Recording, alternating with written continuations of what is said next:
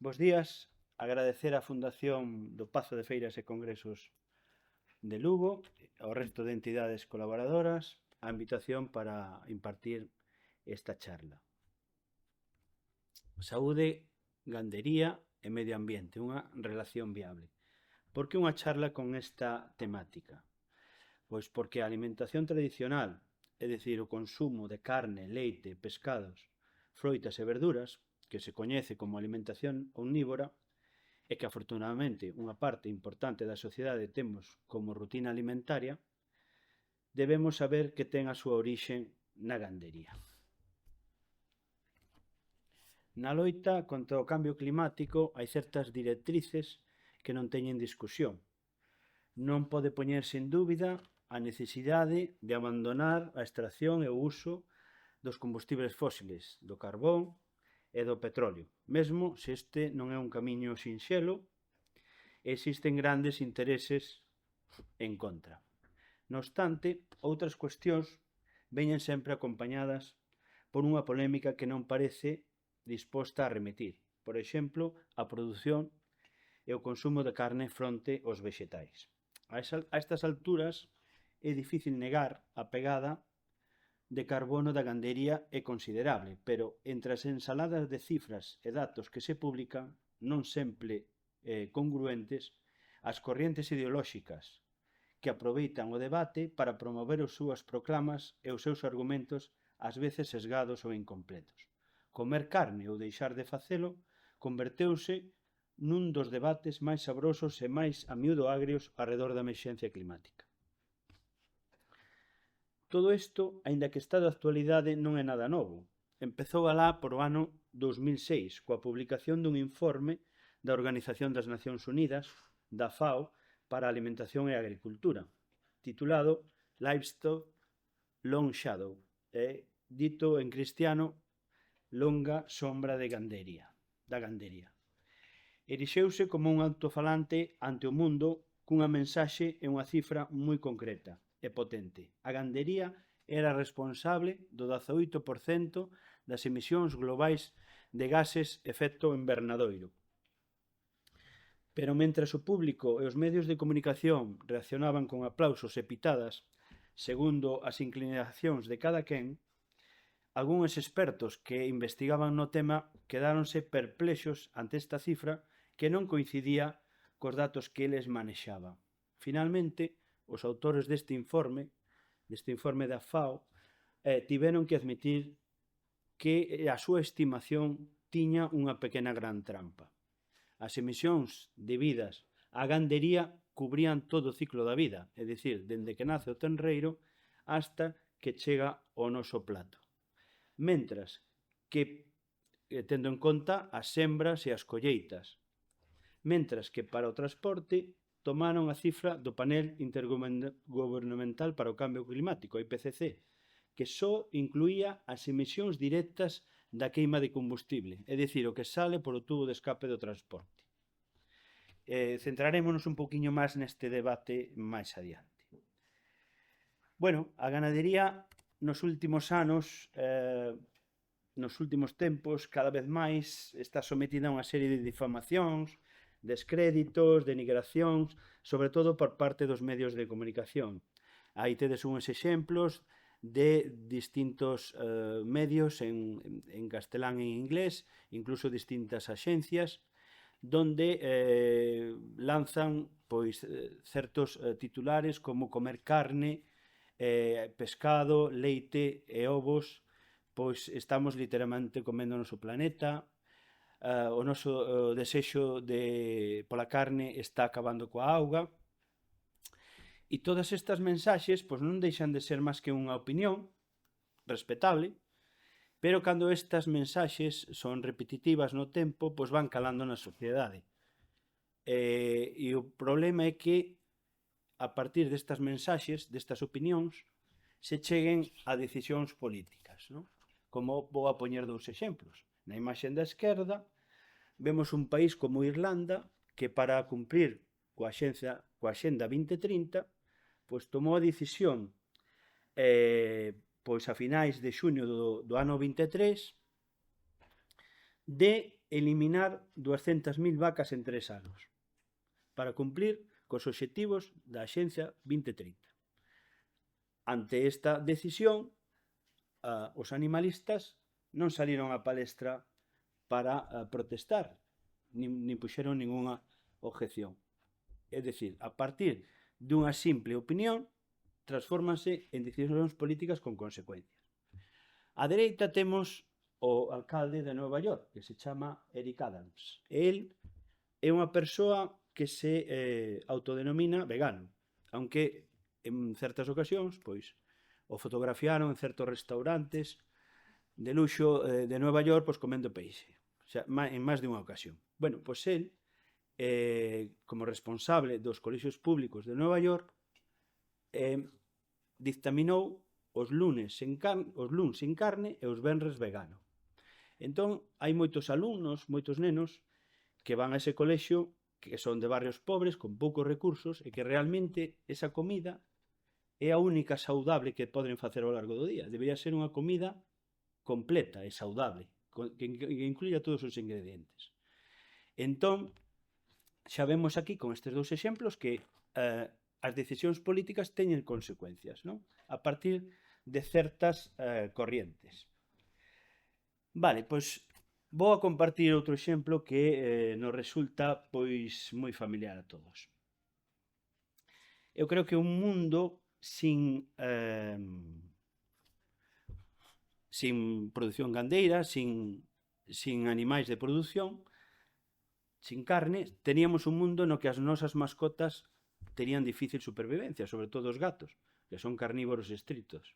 Un gato se deixa varias semanas de comer carne, proteína de orixe animal, pois nese momento deixa de comer e o seu metabolismo empeza a mobilizar grasa, a infiltrala no fígado, a desarrollar unha lipidosis hepática e acaba morrendo, non? É dicir, a supervivencia dos gatos, non existirían gatos se non existen animais para a produción de carne.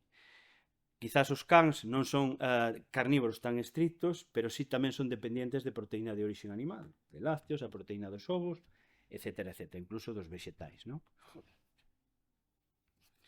Vale, pois, contrariamente ao que puxen dos titulares da diapositiva anterior, de que a gandería pois, está acabando co planeta, pois vou a dar unha serie de pautas na que se ve que a gandería, pois, todo o contrario, contribuye ao medio ambiente, non? Unha cousa moi importante que reconoce a FAO é que o 86% do que consumen os animais, pois pastoreando,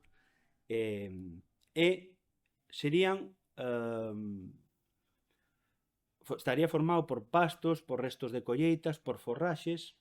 Ese 86% digamos que é un material que para nós non ten ningunha utilidade e, sin embargo, os animais inxeren esos pastos, esos restos de colleitas, esos subprodutos, seña bagazo de cerveza, remolacha azucarera, que para nós non teñen valor nutricional ningún e transfórmanos en carne, leite, pois ovos, lana, etc., non? Entonces, aparte de que se non hai animais, teríamos o grave problema que facemos con estes millóns de toneladas que para nós teñen un uso cero, nulo, non os vamos a asimilar, non os podemos comer. Entonces, teríamos que de algún xeito intentar eliminar estes produtos. Eu creo que o ganado en general, pois o gando, o que fai é participar nunha cousa que se chama economía circular, é dicir, todo se reutiliza, todo se volve a usar. E vou poñer uns cuantos exemplos.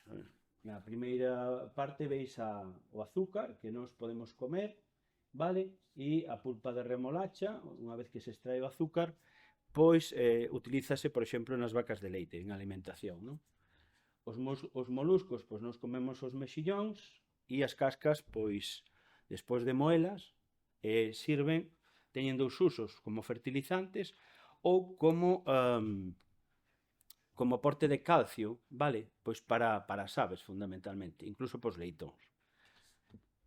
E abaixo temos a soya, pois a tan mencionada soya é un dos cereais un pouco estrella por o seu valor e pola súa produción e polo mercado todo que require o transporte e o uso da soya. E resulta que a soya, pois o 85% da soya que se cultiva no mundo realmente é para producir aceite, non? De feito, é o segundo aceite que máis se consume a nivel mundial. Simplemente, os humanos comemos un 15% da soya, en forma de tofu, en forma de salsa. Pero ese 85% é para a produción de aceite, e a partir desa produción de aceite temos unha torta de soya, é dicir, que non tería ningún valor e, sin embargo, si se utiliza na alimentación das aves e dos leitóns, vale? Quizás o caso máis paradigmático pois sería o último, non? Que temos un rebaño de novillas, ou podría ser de ovellas, que na época do outono, pois comen os primeiros brotes, vale? Dos prados. Brotes que realmente teñen baixo valor nutricional, pero para unhas novillas a partir de unhas 14 meses, con necesidades nutricionais baixas, pequeniñas, só de mantenimento, pois son suficientes para alimentarse, incluso pois para as ovellas. Entón, esos brotes que os gandeiros únicamente farían é desbrozar esa finca e deixalo pois, como posible abono a partir das novillas ou dun rebaño de ovellas que a comen, pois utilízanas e aparte abonan a finca, como vemos na dereita, non? É importante reconocer que a nivel mundial o esterco que producen os animais xa é o 50% do que se utiliza para abonar as distintas fincas, con respecto a abonos inorgánicos que se cuadriplicaron nestes últimos anos coa guerra de Ucrania, porque ali a verdade é que están un porcentaxe moi importante de fábricas de síntesis de nitróxeno, vale? Entonces, como houve un embargo a esos países para as importacións, pois subeu moitísimo o precio dos abonos inorgánicos. Por tanto, é unha boa, xa que o 50% dos abonos das fincas a nivel mundial xa ten orixe animal, pois non sería unha mala opción seguir por esa vía, non? A parte, ese esterco, se se almacena, como vemos na imaxe de abaixo, pois a partir de aí podemos producir o biogás, non? E poño un exemplo, en Alemania o 10% do biogás que utiliza pois xa ten un orixe animal, vale? Incluso hai unha gandería, unha macroganadería destas grandísimas que produce 1 millón de litros de leite diarios, que os seus camións para transportar ese leite ás fábricas pois o fan en camións que utilizan ese biogás, vale? De orixe animal.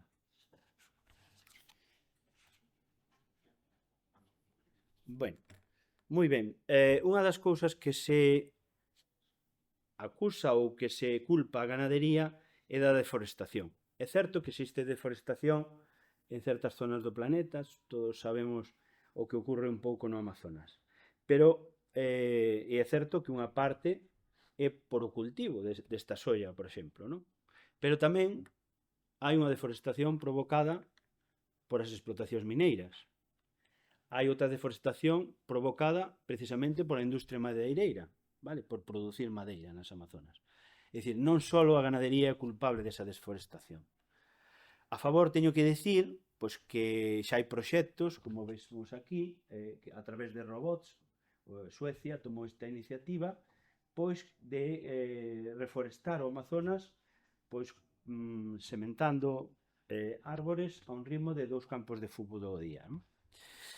E vou poñer un exemplo do que ocorre na reforestación que pasou a nivel europeo, en concreto no noso país, que aparece aí señalado en roxo na imaxe da dereita.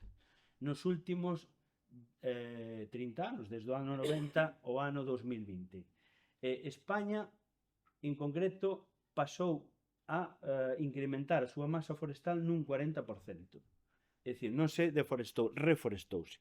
E que pasou coa gandería? Pois teño que decir que o censo ganadero no ano 90, a nivel porcino, era de 25 millóns de porcos. Sabéis que somos un dos países máis productores, non? A nivel mundial de porcino.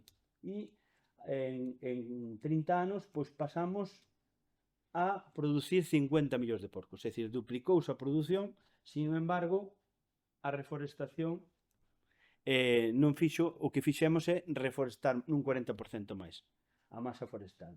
Non contribuiu a gandería, neste caso, a deforestar, senón a aumentar a reforestación.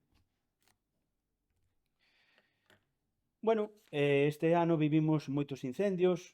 Claro, a parte de reforestar tamén é importante limpar a masa forestal, non? É dicir, é altamente inflamable e isto contribuye pois a que haxa incendios de forma moi agresivos. Dende logo, e aquí en Galicia falouse, en Sevilla, por exemplo, hai experiencias co uso de alquilar burros para limpiar as fincas. En Canadá, que tamén teñen graves problemas cos incendios, tamén alquilan rebaños de cabras para limpiar fincas. E o que se ve é que a gandería, pois tanto as vacas como os cabalos, pois o que fan é eliminar esa masa altamente inflamable, entonces reducen a probabilidade de incendios, e está demostrado por estudios científicos que, aínda que se produzcan, incendios son de menor virulencia, non? É dicir, son máis fáciles de atallar. Bueno, non sería eu moi obxectivo se digo que as vacas en concreto non emiten metano. Levan toda a vida emitindo metano, non é de ahora. É dicir, as vacas con nós levan desde a prehistoria. É dicir, o transporte sí que é moito máis posterior, non? É certo que as vacas emiten e que o panel intergubernamental para o cambio climático, pois no 2023, antes do 2023 dicía que as emisións das vacas eran un 14,5% a nivel mundial, este é un dato para todo o mundo. Actualmente din que a partir do 23 dun 11,2, non significa que as vacas emitan menos, significa que a ciencia que calcula as emisións non é moi precisa e que están en constante evolución e cada 2 ou 3 anos sacan dosieres e informes que modifican os datos das emisións. O que está claro é que as emisións das vacas son directas e indirectas. É dicir, nese 11,2% a nivel global van contabilizadas as emisións directas e indirectas. É dicir, desde que nace hasta que chega ao noso plato, pasando pois, por todo o ciclo da vida do animal, incluído o que come. O transporte pois, está nun 14%, pero síguense contabilizando as emisións directas, non as indirectas. É dicir, a queima de combustible por parte do coche. En ningún caso se contabiliza canto se emite ao facer unha estrada, unha autopista, canto se emite pola extracción de petróleo, canto se emite pois, por procesar ese petróleo. Todo eso non vai contabilizado aí, solamente as emisións indirectas.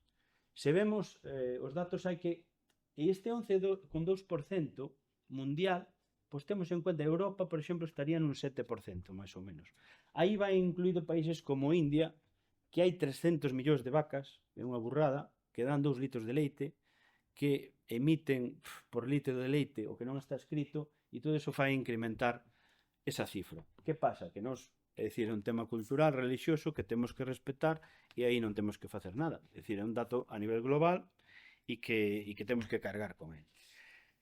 Os datos hai que analizalos en contexto. Por exemplo, o consumo de carne, como vemos aí abaixo, por ano, persona e ano no noso país, en España, é de 10 kilos por habitante ano. Isto significa que habrá xente que coma 25 kilos de carne, ou 30, e outros pois, non chegan a 5, non? Pero a media é 10. Comer 10 kilos de carne supón emitir 190 kilos de CO2. Vale? Pero é que un vuelo de Nova York a Londres emite 900 kilos de CO2 por pasaxeiro. E a pesar que as aerolíneas intentan culpabilizar as vacas.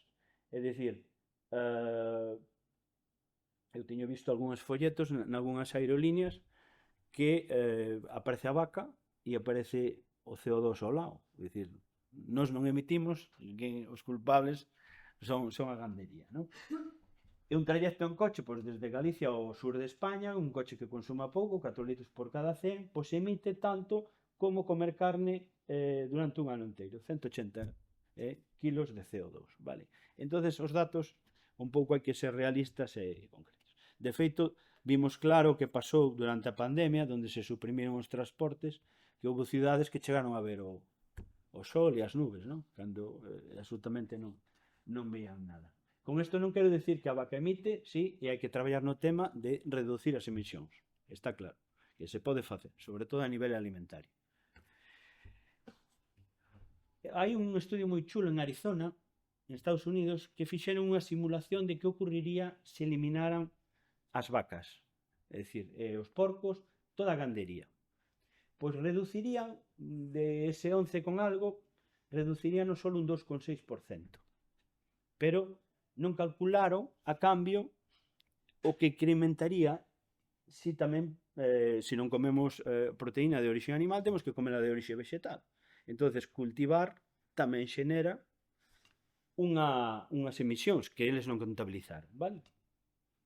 Pero, sobre todo, o que alertaron un pouco, e falaremos máis adiante, é un pouco do riesgo da saúde, non? É dicir, teríamos que, empezaríamos a ter deficiencias de certos nutrientes como de calcio, de vitamina B12, de vitamina A, porque, aínda que comamos moita proteína de orixe vegetal, estes minerais en concreto non van, estas vitaminas non vai estar igual de biodisponible que se comemos un filete de carne, non?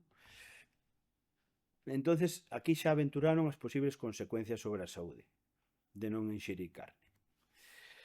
E por último, xa para cerrar este tema de medio ambiente, teño que dicir que, por exemplo, un animal como o porco, moi venerado aquí en Galicia, pois aparte de darnos a carne, pois nos dá outros subprodutos, como son as cordas dos instrumentos, vale, adhesivos, as gominolas, fanse a partir da grasa do porco, anticonxelantes, as válvulas para o corazón, etcétera, etcétera. É dicir, todos estes produtos, se non houbera porco, habría que sintetizalos a partir de algo, de outra cousa, que estou seguro que tamén contaminaría, vale? É dicir, non... E aquí, pois digamos que xeneranse estes produtos, pero xa están as emisións contabilizadas previamente. Bueno, entrando no apartado de que nos aporta consumir ou que exista gando sobre a nosa saúde, vou a ser un pouquiño máis breve. Bueno, pois xa dixen que cando unha persoa opta pois, por un tipo de dieta vegana, pois debe como mínimo tomar unha serie de suplementos, non? Entre eles a vitamina B12 non hai ningún vegetal que a aporte, por tanto debe tomala. A vitamina A,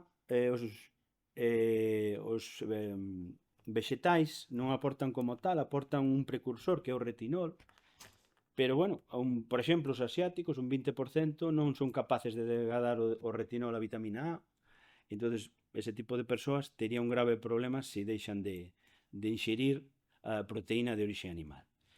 E, dende logo, pois a vitamina D, o ferro, o zinc, o iodo, pois estarían, como veis na imaxe da dereita, pois moito, aínda que tomemos gran cantidad a partir de vegetais, estarían moito menos biodisponibles que tomando unha fonte proteica animal, non? É dicir, as barras marróns son fonte de proteica animal e as barras azules pois é unha fonte de proteica vegetal.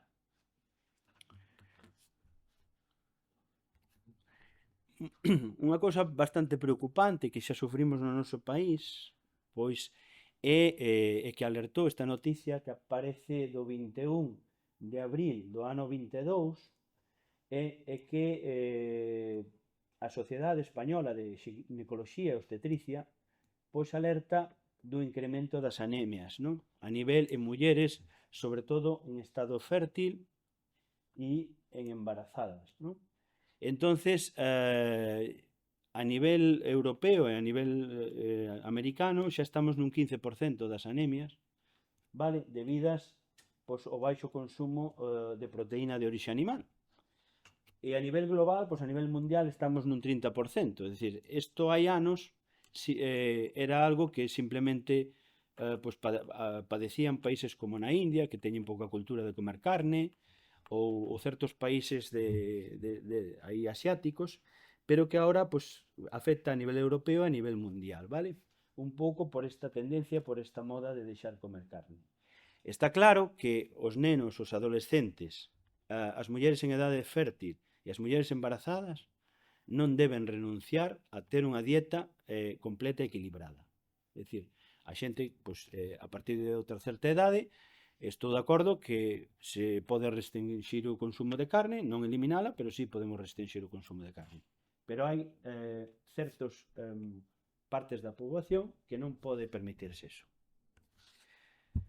O estudio da esquerda di que países que non se inxere proteína de orixe animal, independientemente do estatus social e do nivel de vida que teña o país, que se tuveron en cuenta neste estudio, a esperanza de vida é menor en esos países, porque os nenos están máis predispostos ou poden sufrir de forma importante por certas enfermedades por carecer, por consumir menos carne, ¿no?